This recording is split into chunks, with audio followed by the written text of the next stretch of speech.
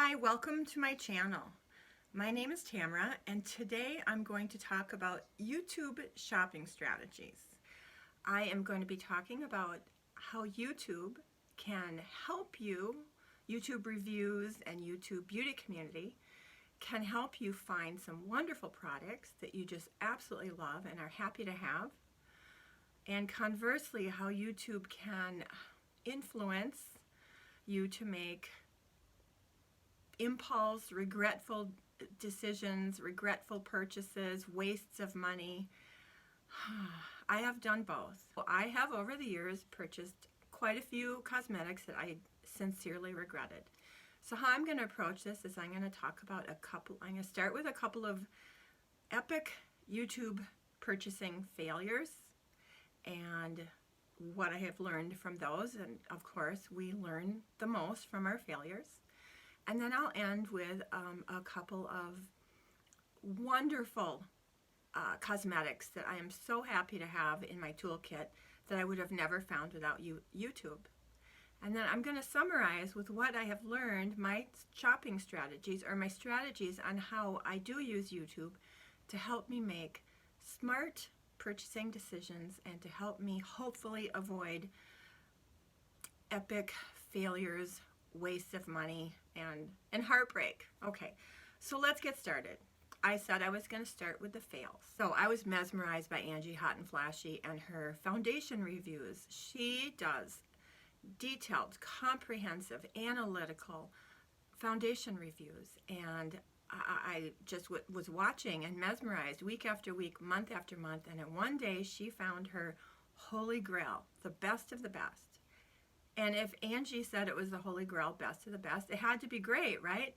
So I ran out to Nordstrom's and I purchased Chanel Velvet Lumiere, or Lumiere Velvet, and I brought it home. It was awful. I tried every which way. Sponges, different primers, different moisturizers, brushes, and after a few weeks, I couldn't wear it. So if Angie loved it so much, why didn't it work for me? Well, my main lesson from that, and up to that point, that was the most expensive, cosmetic item I had ever purchased. But as I looked at, okay, why did it work for Angie and not for me, I realized a couple of things. One is skin type. Angie has normal combination skin with an oily T-zone. My skin is dry as the desert. Angie prefers a matte finish and a little bit more coverage than I have a preference for. I do not like matte finishes, and I prefer a glowy finish, and I prefer light to medium coverage. So 3 things right there. That is why that foundation didn't work for me. To say it was heartbreaking is not that much of an exaggeration. Like I said, I was super excited about that product. It was the most expensive product I had ever bought, and it was an epic, utter, regretful, sad failure. Okay, lessons learned.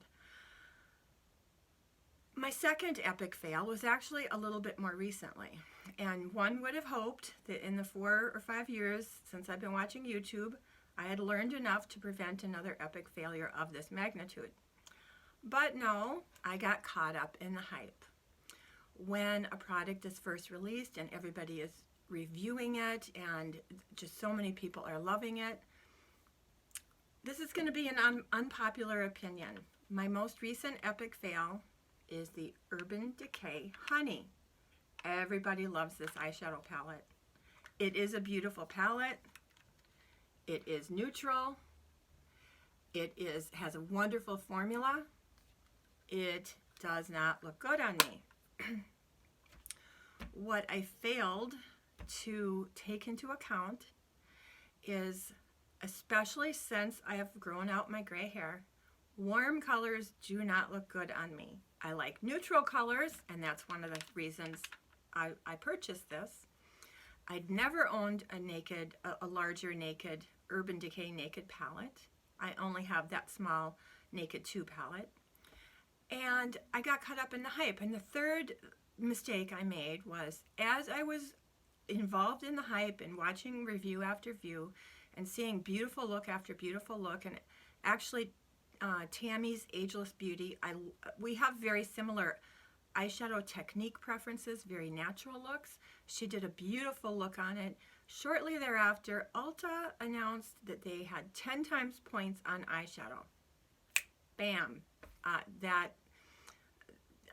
jumped. I purchased this, again, impulse, based on that sale with Ulta. Got it home, so excited, tried it. Doesn't look good on me. I'm not a warm color eyeshadow girl. I like cool colors. I should have known that. So, two of my biggest epic fails, again, 4 or 5 years ago with the Chanel Lumiere, Velvet Lumiere, and even very recently with this Urban Decay Naked Honey. I am thinking of holding on to this until the summer, thinking maybe it will look a little better on me in the summer months, but my hopes are not too high in that area. But I will find a very good home for this because it is too beautiful of a palette to go to waste. Okay, so those are the fails. On the other hand, YouTube has enabled me to find and purchase some wonderful products that I'm absolutely thrilled to have. Right after the Chanel Velvet Lumiere fail, I thought, okay, let me find a YouTube reviewer who has dry skin and likes a glowy finish. And I found Tammy's Ageless Beauty, and her #1 favorite foundation at the time was Armani Luminous Silk. I went to the store and I got a sample before purchasing this. That was another lesson. I loved it. I purchased it. I have it. I love it. But the reason is because I paid attention to the reviewer's skin type, finish preferences, coverage preferences, and I got a sample. So that's favorite #1. Favorite #2, you may see this coming, is my Hourglass Ambient Lighting Powders. I did purchase a mini first. I purchased a mini of the diffuse light. I loved it. I used it completely up, and then I went and purchased the full size. This is one of my favorite powder products. I am thrilled to have it in my toolkit. The YouTuber that I was watching, I watched a lot of videos, but the YouTuber that really influenced me to try it was Elle Leary Artistry. She is a makeup artist, and although she's not quite as mature as I am, she does have dry skin. And she, as a makeup artist, she is able to speak to how products may work on different age groups, skin types, preferences. Anyway, I love this product. No regrets. This will always be a repurchase. I would have never found it without YouTube. I think so I did 2 fails and 2 favorites. To summarize what I've learned from this whole journey, let me look at my notes. #1 tip: wait for the hype to die down. When a product is first released and everybody is reviewing it, it seems to me that most reviews are just so overwhelmingly positive. I mean, not always, but what I tend to do now is wait at least 3 months. The hype has died down, and instead of everybody having that product in their monthly favorites, now you're starting to see it in some declutters. And then you're starting to hear why they're decluttering it. So I really prefer to wait till the hype dies down and to find out which products stay on the tried and true favorite list. Tip #2 is beware of sales and impulses. One of my favorite YouTubers here on YouTube is Hannah Louise Poston. She did a no-buy year, and then she did a beauty budget, and she has just done some really deep self-analysis and review, and really come up with studied shopping behavior, shopping impulses, shopping strategies. And one of her tips, which I think is really excellent, is if you would not buy a product full price, do not buy it on sale. That's a pretty good tip. So with sales, I do like to buy things on sale. I do like to save money. But what I have done now is I will, research a product, perhaps save it to a shopping cart, make a decision on whether I'm going to purchase it or not. I may then wait for a sale to purchase it, but no longer is the sale the deciding factor, the trigger. You know, I'm not going to be triggered by points or sales anymore. Tip number 3, of course, assess your needs and inventory, and I will be doing a makeup inventory soon. But look at your needs and inventories. Do you need another warm eyeshadow? Do you need another foundation? I mean, that's pretty obvious. One of the most important tips is know yourself. Know your skin type, know your skin preferences, know your color preferences, your finish preferences, and then look for YouTubers who share those preferences and skin types. Now, I love watching a YouTuber who has oily skin. I can get great tips, but I'm not going to buy a foundation that a younger gal with oily skin loves because I know it's not going to look good on me. Now, having said that, sometimes you can learn as much from a review on why somebody doesn't like a product, because maybe the exact reason that it does not work for them is the reason it will work for you. So again, know yourself, and then really know the details and the preferences of the reviewer that you are watching, and will her preferences match yours, and or if they don't match yours, what about her review makes you think that product may work for you?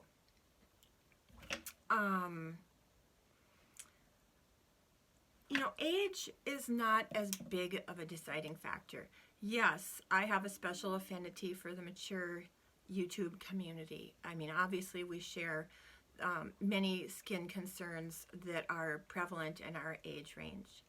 But as far as makeup goes, there's some younger YouTubers that I super enjoy watching, and that their recommendations really work for me because their makeup preferences are similar to mine. A couple of examples are Shelby Wilson. She does a very natural makeup, which I love. I think she's in her 20s, so she's quite a bit younger than I am. But again, she is a makeup artist, and she can speak to how the products work on a variety of skin types. Other younger YouTubers that I love are Amanda Z, again, very natural skin makeup looks, and Kelly Gooch. So, and then the other thing is, one YouTuber, for instance, Angie Hot and Flashy, her foundations don't work for me, but I really like her eyeshadow looks and her eyeshadow colors. So while I don't buy the foundations that she recommends, I really enjoy and can purchase some of the eyeshadows that she recommends. So anyway, I think those are my tips. Those are my fails. And oh, no, a couple more tips. Turn the page. Let's look at these. Huge samples. I will never again buy an expensive foundation without first bringing a sample home. It's just too risky. Foundations are they're very unique. One person will love it, the other person will hate it, and even if you have the same skin type and preferences, sometimes it just doesn't work. It's a chemistry thing. So samples are huge. Ever since the Chanel Velvet Lumiere, I've gotten samples, and it has saved me a lot of money because the samples didn't work, so I didn't purchase the product. The other thing I love are minis. Not just for trying a product, but in fact, I like just to have minis.